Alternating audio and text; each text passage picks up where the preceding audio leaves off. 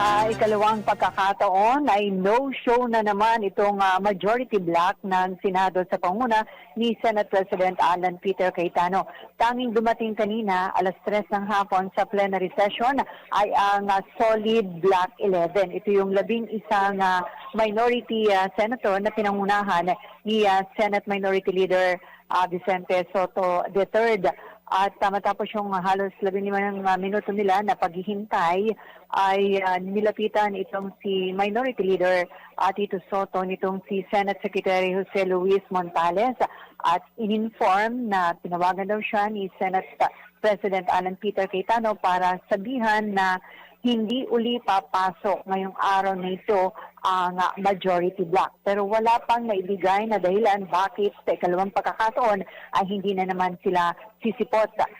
Dahilan para kahapon at ngayon ay walang maganap na session kahit na may mga agenda na dapat nilang talakayin tulad na lang noong citizenship nitong ilan na mga dayuhan na ilang beses nang nandito sa gallery pero hindi natuloy yung kanilang approval sa plenary ng kanilang citizenship.